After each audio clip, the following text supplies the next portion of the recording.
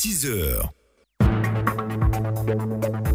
Bonjour, bon réveil, très bon début de semaine à vous tous qui nous rejoignez sur Radio Côte d'Ivoire dans la grande matinale d'info de sport. À suivre à 6h20, l'entretien avec Dr Fondio Lassina, coordonnateur du projet Anti-Net Côte d'Ivoire, sur l'approche de la méthode de protection anticole biologique des plantes. Il a été reçu par Eddy Mosson.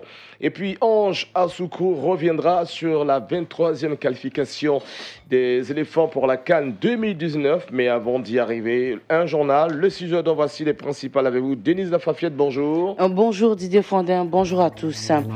Nous n'y pensons pas souvent, mais les toilettes sauvent des vies car elles empêchent la propagation de maladies mortelles causées par les excréments humains. Aujourd'hui, lundi 19 novembre 2018, nous célébrons la journée mondiale des toilettes. Les producteurs de café cacao sont invités à vendre leur production sur le territoire ivoirien. C'est le message lancé par une délégation du Conseil dans le Tonpi et le Guémon. On en parle dans cette édition. Et puis dans l'actualité internationale, sommet de l'Union africaine à Addis Abeba, les dirigeants ont adopté des réformes internes. Droit à la terre, à l'eau et aux semences paysannes, une lutte commune, le thème retenu pour la deuxième édition d'une caravane ouest-africaine. Ce sont 5 pays côtiers de l'Afrique de l'Ouest, à savoir la Guinée, le Bénin, le Ghana, le Togo et la Côte d'Ivoire qui seront visités par les initiateurs de la caravane. Ici en Côte d'Ivoire, les villes retenues pour la caravane sont Mans, Daloa et Aboasso. Massa Koné est le porte-parole du mouvement Convergence globale des luttes pour la préservation de la terre et de l'eau en Afrique de l'Ouest, initiateur de cette caravane. Il est temps que la société civile s'engage avec des propositions concrètes auprès des politiques pour le développement de l'Afrique.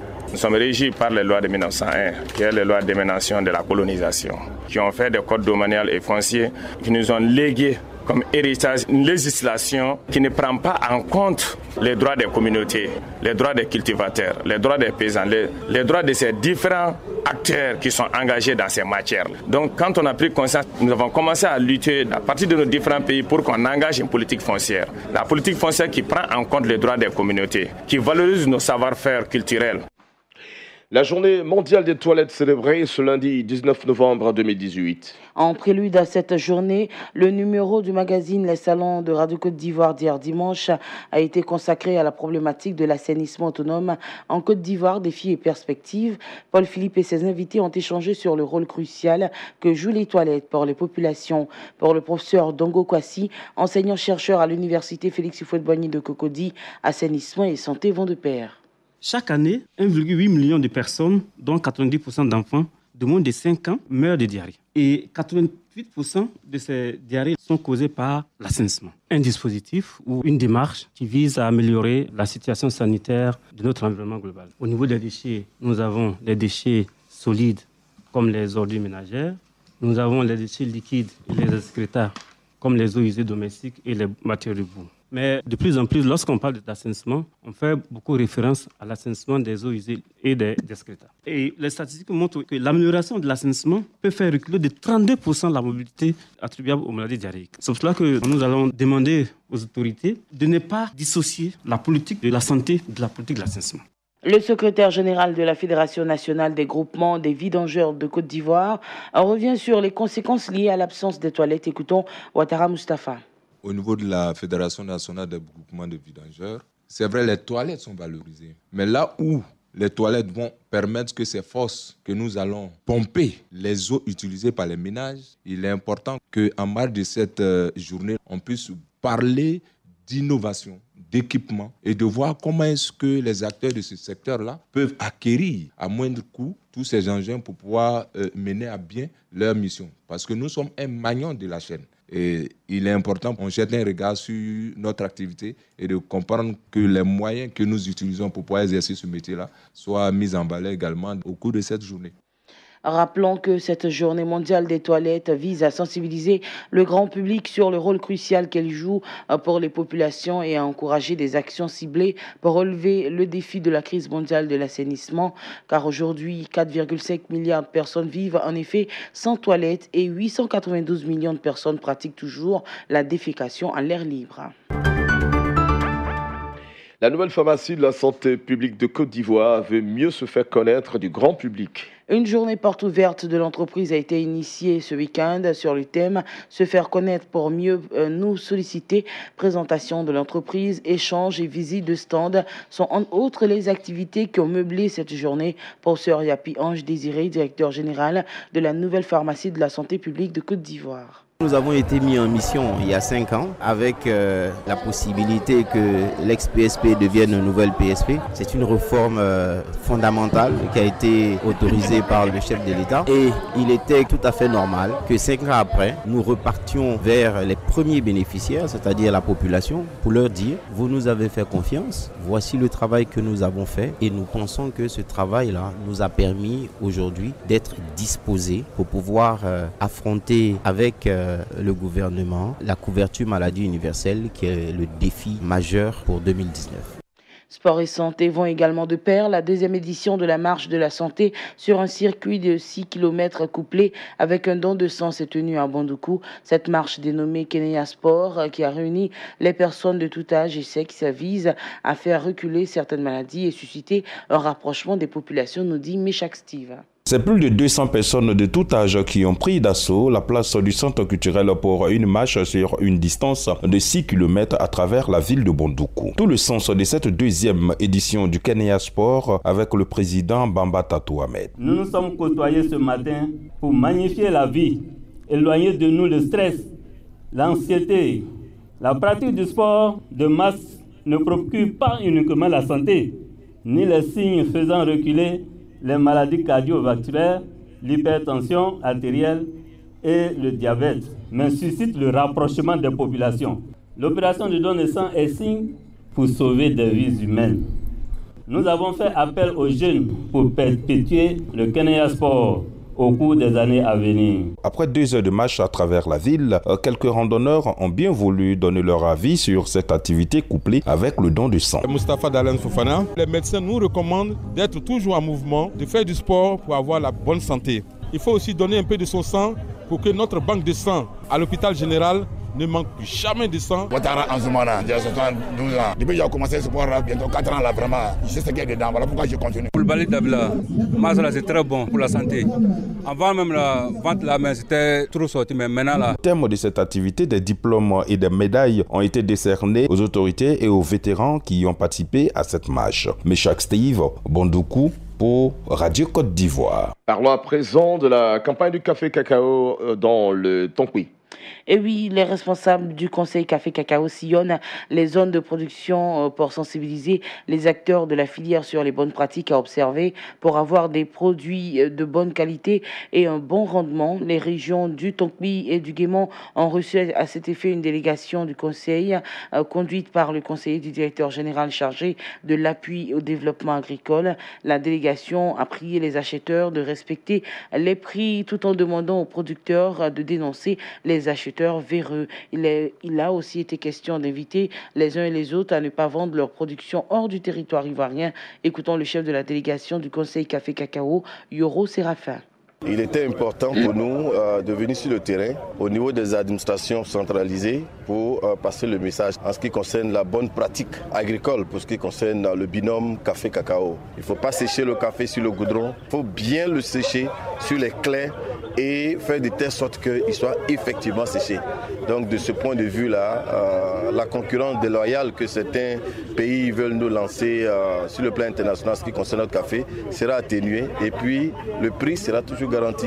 Donc cette année, pour ce qui concerne le cacao, c'est 750 francs le kilogramme et toute personne qui ne respecte pas ce prix-là, il enfreint la loi. Les nouveaux bureaux de la police scientifique et judiciaire de Korogo ont été inaugurés le week-end.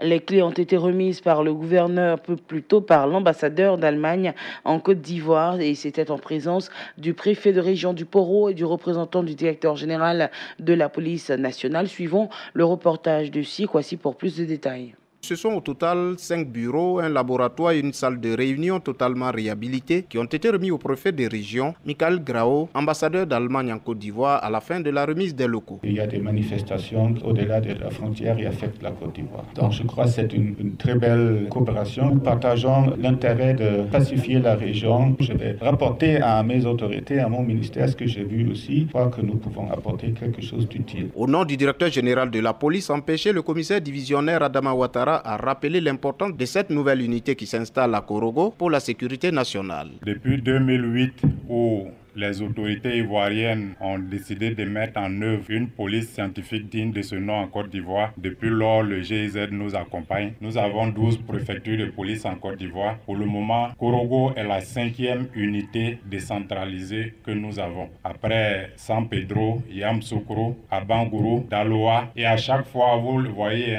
c'est un bâtiment entier que le GIZ nous donne. Je voudrais vraiment vous féliciter pour votre dynamisme. L'ouverture de cette nouvelle unité est le fruit de nombreux sacrifices consentis depuis de longues années par les cadres de Korogo, parmi eux le directeur des services extérieurs de la présidente de la République. Notons que ce projet a coûté à la coopération allemande environ 70 millions de francs CFA. Ce montant prend en compte le nouveau véhicule de type 4x4 offert à l'unité pour son meilleur fonctionnement dans le cadre de la lutte contre l'insécurité en Côte d'Ivoire. Siekwasi Korogo, Radio Côte d'Ivoire.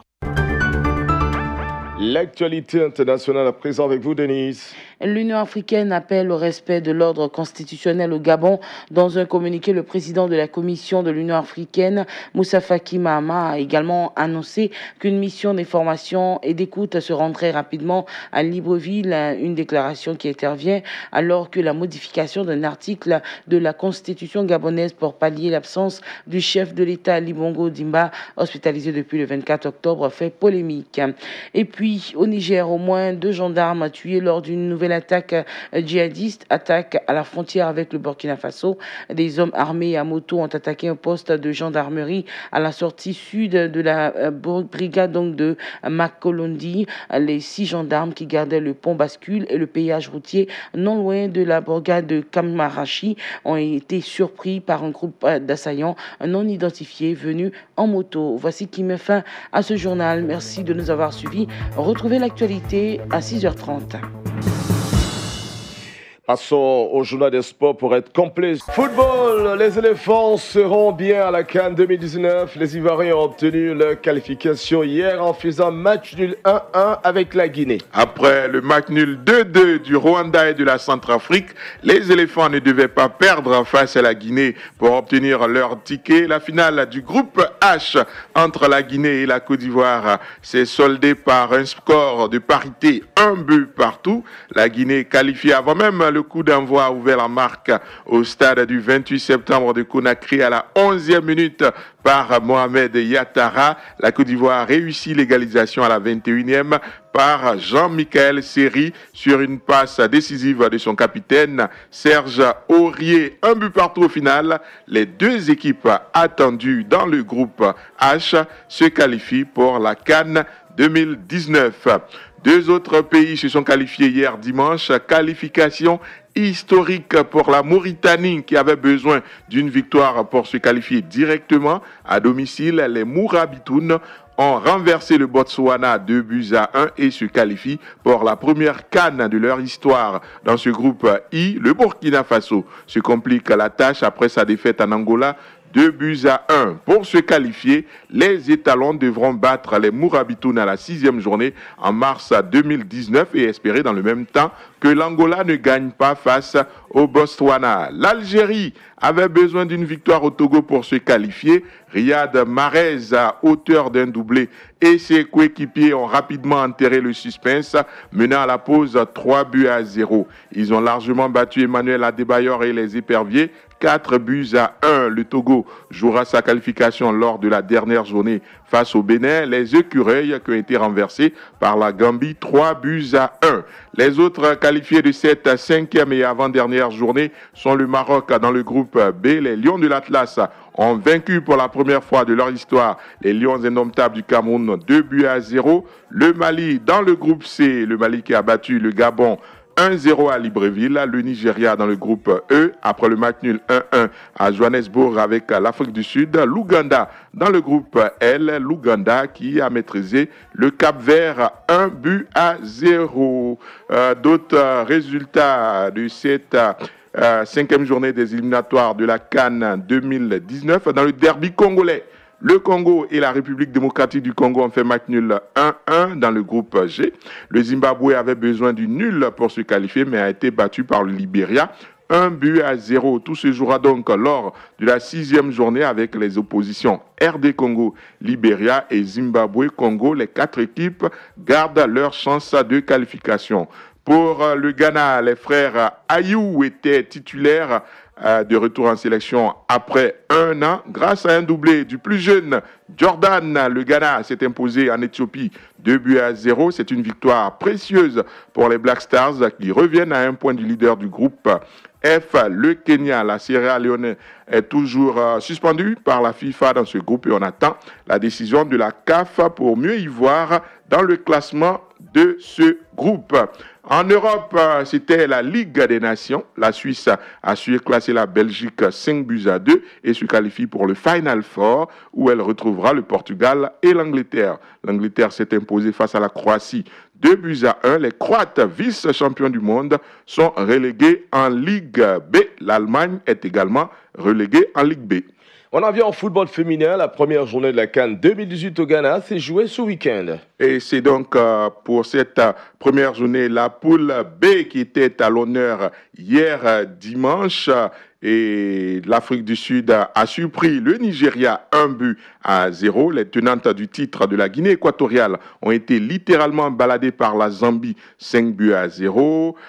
Pour rappel, la Guinée équatoriale avait été disqualifiée puis réintégrée à 10 jours du début de la CAN. Samedi, dans le groupe A, le pays organisateur, le Ghana, est venu à bout de l'Algérie 1-0. Le Cameroun s'est imposé 2-1 face au Mali.